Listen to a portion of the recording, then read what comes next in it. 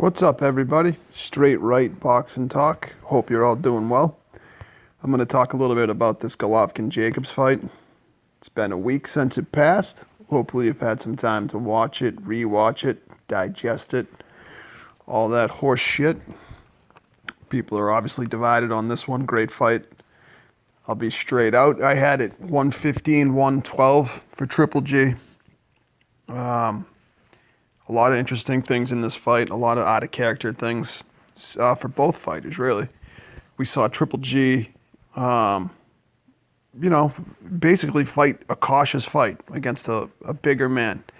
And that would have been the case had Jacobs not, rehydrated the way he did. Jacobs obviously was taller, had better reach. He's a rangier fighter. But regardless, with the extra weight, we saw Golovkin fight cautiously, more cautiously even than the Lemieux fight. And the exact opposite of what he did against Kell Brook. And, you can understand why. That being said, he still pushed Jacobs back, controlled him with the jab, and you could see all night, basically, Jacobs was circling away from the right hand. Jacobs was basically, fighting in little bursts, and oftentimes was hitting gloves and forearms and things like that.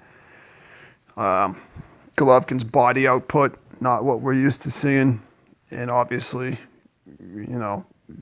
he respected Jacobs' power. He had to.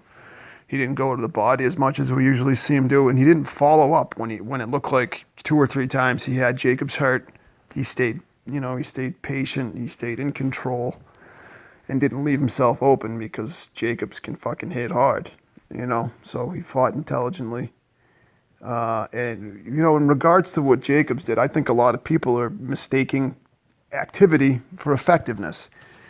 Jacobs looked like he was doing a lot of flashy shit in there, but was it really effective? It didn't. Golovkin was hardly ever, wasn't really pushed back, clearly wasn't hurt, wasn't really dissuaded from coming forward and trying to put his own offense together. And, it's not, I think a lot of people seem to be looking at this shit like it's amateur boxing.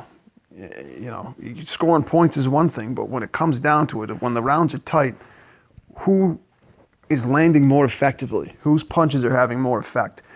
And the way I saw it, I think some of Golovkin's worst jabs were having as much effect as Jacobs' hardest shots landed. And that's got to tell you something. And Golovkin was, when he was using that jab, he was fucking him up with it. He was popping his head back, and it was definitely his most effective shot of the night.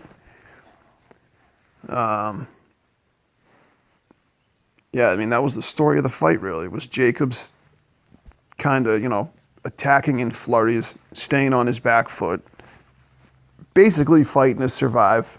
And Golovkin just, with his steady, controlled offense. And people are shitting themselves because it's not what we're used to seeing from Triple G. Now, if we flip the script and say, well, what if Golovkin had been dropped in the 4th? What if he had spent all night on his back foot trying to avoid Jacobs' power? People would be scoring this fight, fucking 117 to 110 for Jacobs. And believe it or not, people are doing that anyway, which I can't see. I like Jacobs, great fighter. But he didn't fight his usual fight tonight either. And no one's really talking about that. It's always, well, Golovkin didn't do his usual thing.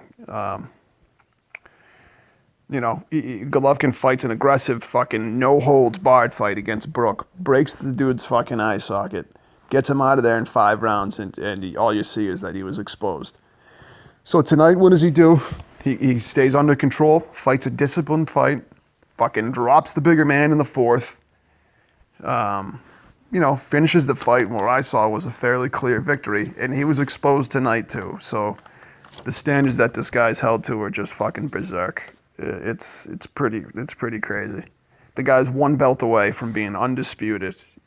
which is, believe it or not, something that the great Andre Ward never did. People like to talk about that, oh, he cleaned out this or that. Listen, the guy won a tournament. He fought some tough, good fighters, but he never was undisputed. Did he fight Butte? Did he fight Darrell? You know, and to take nothing away from him, it's overstated constantly. He's a great fighter, but people get that wrong, in my opinion. So, I mean, that's basically how I saw the fight. It wasn't as close as people are saying. It wasn't a landslide either. It was a good competitive fight against the number one and number two middleweights on the planet. From here, I think Jacobs should go to 168, maybe even in his next fight. I think the dude could easily challenge for a title right now. I think he beats DeGale right now. If you look at DeGale, who, in my opinion, struggled mightily with Porky Medina, Jacobs is levels above that. For a minute, I thought DeGale would be the guy to challenge Triple G, but after the Medina fight and after the Jack fight, I just don't think he is. One key thing you got to have to beat Triple G is enough power to keep him honest. Jacobs had that. You saw how Triple G fought.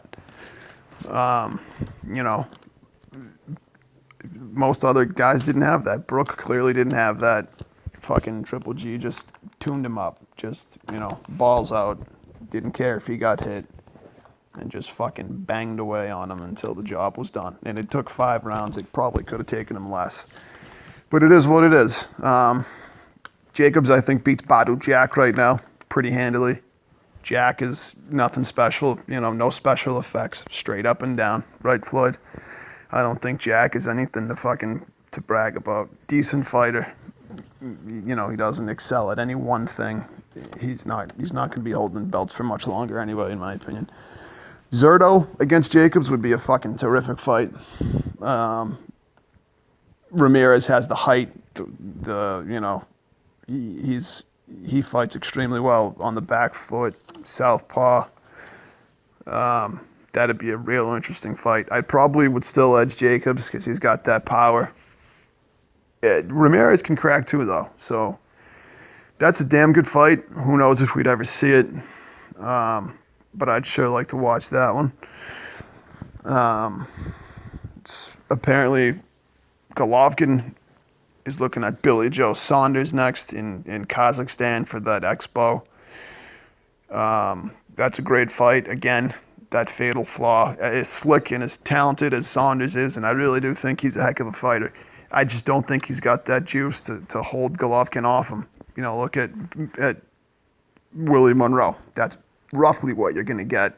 Saunders might be a little, he might have a little more power.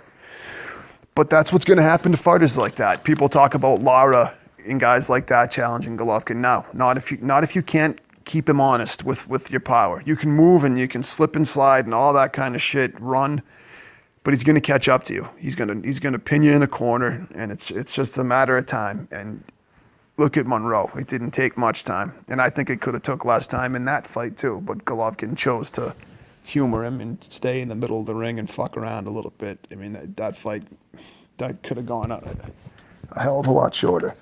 Excuse me. And then after that, hopefully it's the Canelo fight in September, but fucking Oscar and Golden Boy are already, desperate to find new roadblocks. Now apparently they're saying that the Saunders fight in June puts that fight in jeopardy, and as we all know, that's fucking bullshit.